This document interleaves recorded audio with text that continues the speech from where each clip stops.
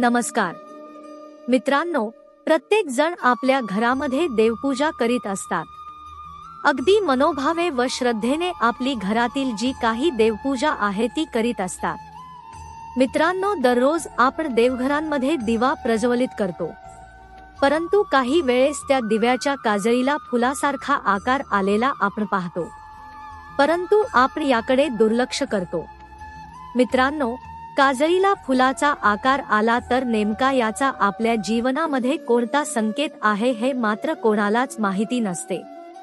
तर मित्रांनो, या पूजेच्या दिव्यातील काजळीला फुलाचा आकार आला तर काय घडते आणि त्या मागचा संकेत नेमका कोणता आहे हे जाणून घेऊयात।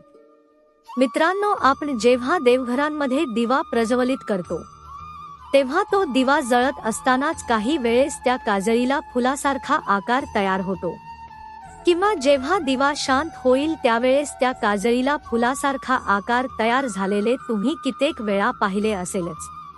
मित्रांनो, पूजेच्या दिव्यामध्ये फुल झालेले हे सकारात्मकतेचे प्रतीक आहे, म्हणजेच आपण जी काही पूजा व्रत केलेले आहे ते भगवंतापर्यंत पोहोचलेले आहे हा त्यामागचा संकेत असतो। भगवंत हे आपल्यावर प्रसन्न आणि खुश झालेले आहे हे त्यावेळेस तुम्ही नक्की समजून जा। मित्रांनो, आपल्या घरामध्ये जो दिवा आहे तो नेहमी जळता आपल्याला ठेवायचा आहे। दिवा कधीही आपल्याला विझू द्यायचा नाही। ज्या घरामध्ये दिवा पेटता असतो किंवा अखंड ज्योत असते त्या घरामध्ये मांगल्याच्या गोष्टी ह्या घडतच असतात। त्या घरामध्ये नेहमी सुख समृद्धी दरवळत असते। माता लक्ष्मी त्या घरामध्ये कायम वास करत असते, म्हणून दिवा हा नेहमी प्रज्वलित ठेवायचा आहे। काही लोकांच्या दिव्यामध्ये साक्षात आपले स्वामी देखील आलेले आहे। दिवा लावताना दिवाला पटकन काजळी येत असते, किंवा काही वेळाने दिवा लावून झाल्यानंतर काजळी येत असते।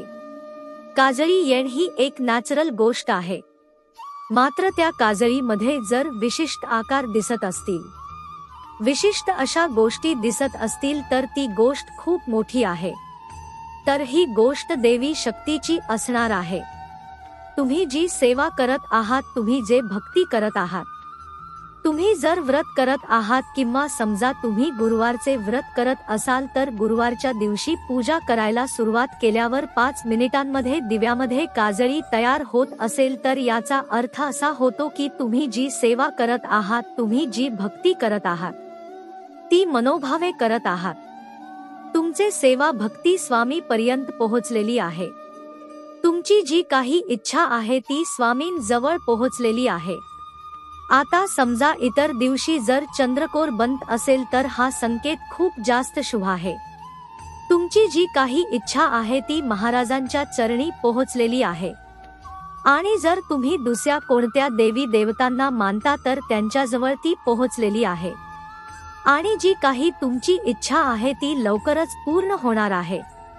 श्री स्वामी समर्थ।